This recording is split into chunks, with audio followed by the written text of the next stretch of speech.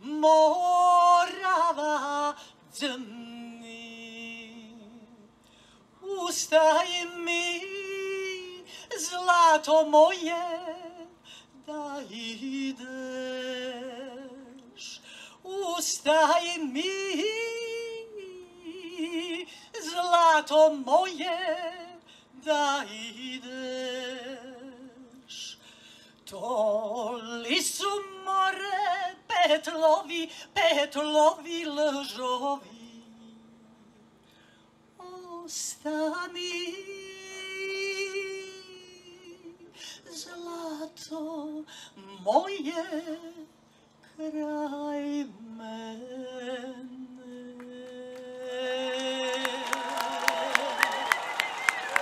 Hvala!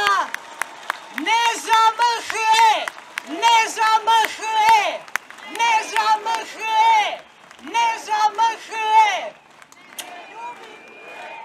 Tako je, nećemo dati nikome naše reke.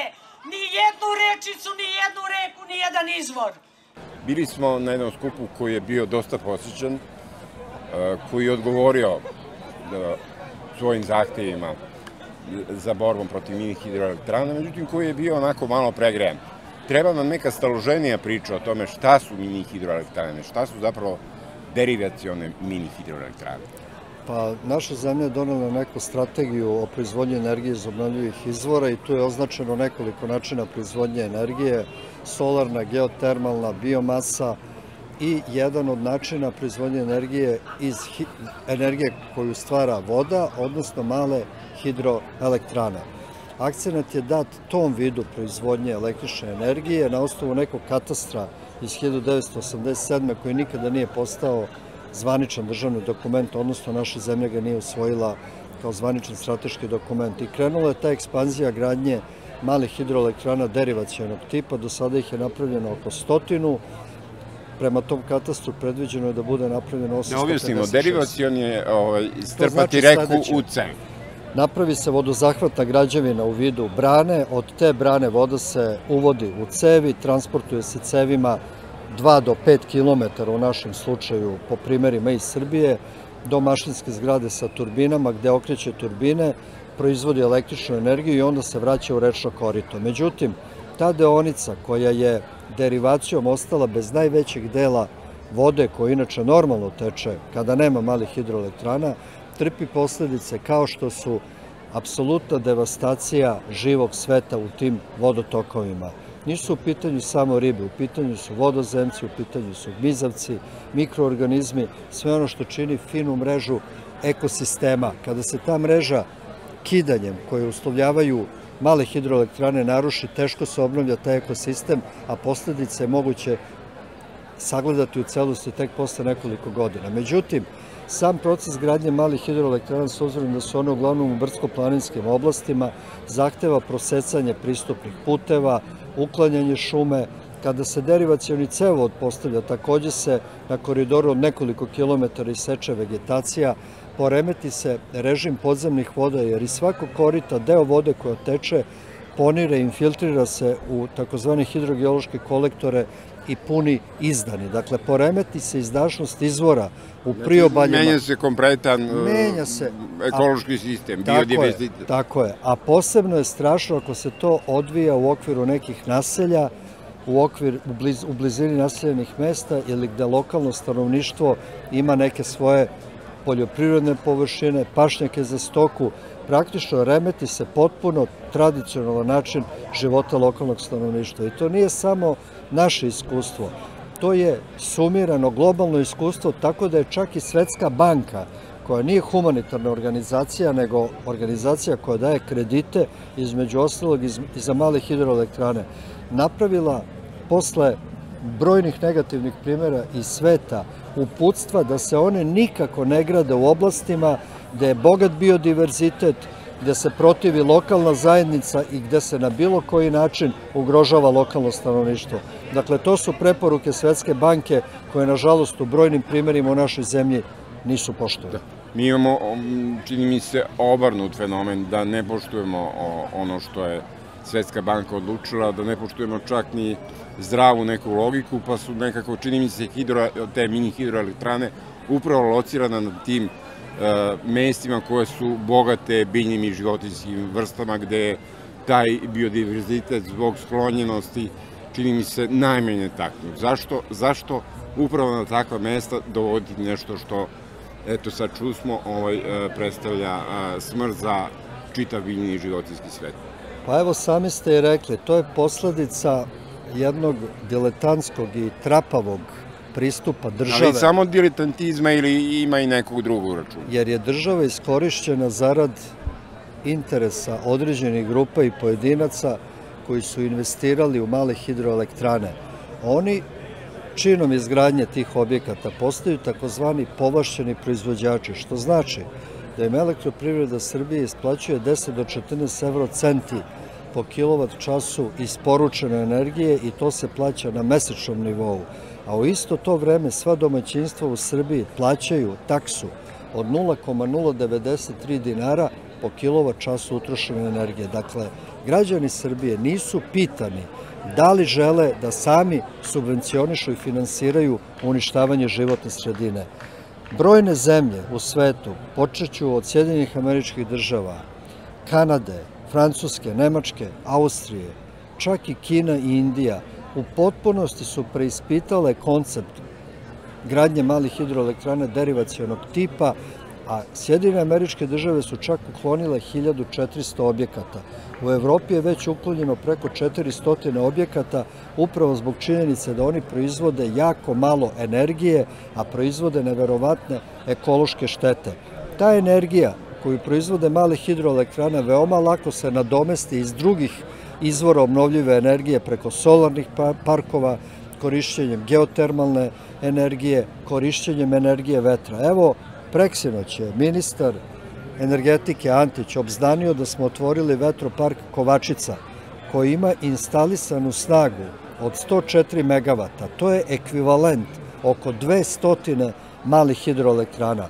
Nisu ni vetroparkovi bezazleni za životnu sredinu, ali su ti efekti daleko manji i lokalizovani su u odnosu na ono što rade mali hidroelektrane. Kako procenjujete budućnost tih započetih mini hidroelektrana koje su, eto, se proširile na čitavu Srbiju, međutim, paradoksalno je da upravo napadaju parkove prirode, najlepše i najzaštićenije mesta? Pa to je teško objasniti, međutim, očigledno su ti koncentrisani interesi pojedinaca i grupa da prave na tim brdsko-planinskim vodotokovima, koji su najpogodniji za proizvodnju energije zbog velikog pada, zbog relativne vodnosti tih područja, usmereni tamo. I tu je, nažalost, napravljena jedna siva zona između nekih ključnih sistemskih zakona, pa tako imamo čudnu situaciju da u zaštićenim prirodnim područjima nije najvažniji zakon o zaštiti prirode, nego zakon o planiranju i izgradnji, što je potpuno nedopustivo. Potrebno je napraviti resetovanje zakonskih rešenja da u zaštićenim prirodnim područjima koje se odlikuju izvanrednim biodiverzitetom jednostavno zabranimo gradnju takvih objekata. Treba znati još nešto. Srbija je najsiromašnija zemlja regiona površinskim vodama. Ono što imamo od tog siromašnog vodnog potencijala, što je najvrednije, to su upravo ovi mali brdsko-planinski vodotokovi koji su nosioci biodiverziteta i koji su od najvećeg interesa za ove investitore da prave svoje objekte. Dakle, mi smo tu napravili jednu sistemsku grešku, to je jedan akt autodestrukcije i država je obavezna da to sistemski reši. Ovo su prepoznali brojni nezadovoljni građani širom Srbije. Govorimo o desetinama hiljada ljudi koji protestuju jer im se narušava njihov tradicionalan način života. Čini mi se da takve hidroelektrane ugrožavaju i stvaraju eroziju, stvaraju uslove da imamo poplave na mestima gde to nismo ili jako retko smo imali.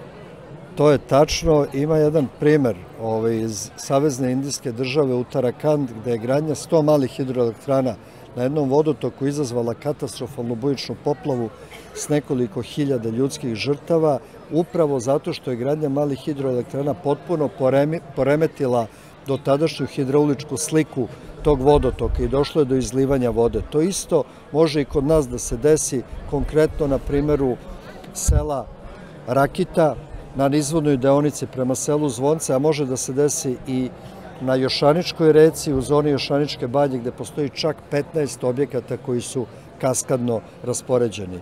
I treba uvek imati na umu da i ako napravimo tih 856 malih hidroelektrana, da ćemo imati svega 2 do 3% električne energije na godišnjem bilansu. Dakle, ne postoji nikakvo energetsko opravdanje. U isto to vreme, Elektroprivreda Srbije ima godišnji gubitak u procesu isporuke i distribucije električne energije od čak 17%. U Evropi je tolerantan tehnički gubitak 5%. Dakle, nama 12% energije nestaje, niko ne zna gde. Ako tih 12% smanjimo samo za 2%, to je tolika količina energije koja premašuje sve što bi male hidroelektrane dale. I treba znati još nešto. Mi nemamo ni jedan ozbiljan solarni park. 50.000 domaćinstava kada bi instaliralo solarne panele i sa proizvedenom električnom energijom koristilo to samo za grejanje, za toplu vodu i za toliko rasteretilo povlačenje električne energije sa mreže, mi bi dobili enormno veliku količinu energije koja bi značajno prevazišla ovo što daju male hidroelektrane. Ja imam neke podatke koji možda nisu tačni i koji su zastareli možda, ali upravo područje Vidliče i Stare planine je jedno od sunčanijih, a vrh, odnosno bilo tih planina je jedno od vetrovitijih. Tako da lokacije gde se sad grade mini hidroelektrane ujedno su i potencijalne lokacije za građenje vetroparkova ili građenje solarnih elektrana. Pa pravo da vam kažem, ja ne bih u zaštićenim prirodnim područjima gradio ni solarne parkove, ni vetroparkove. Ja bih recimo solarne panele instalirao na individualna domaćinstva, znači kod ljudi koji imaju kuće uz subvencije države. I to bi relaksiralo potrošnju električne energije u velikoj meri. Treba znati da je Srbija veoma bogata geotermalnom energijom. Mi nemamo ni jedan ozbiljan projekat koji je vezan za eksploataciju energije iz ovog izvora. Treba znati da Srbija ima nekoliko desetina hiljada hektara neproduktivnih poljoprivrednih zemljišta na kojima se ne gaje poljoprivredne kulture. To je zaparloženo zemljište, a tu bi mogli da se posade takozvani energetski zasadi. Ima nekoliko vrsta drveća koje mogu da doprinose sa 30 do čak 100 tona po hektaru godišnje i da se od te drvne sečke pokreću kogeneracijska postrojenja poslednje generacije koja imaju minimalnu ili nultu emisiju gasova staklene bašte, što bi relaksiralo pritisak na šume. Dakle, imali bi biomasu s tih neproduktivnih poljoprivrednih zemljišta, a šumu ne bi uopšte ugrožavali.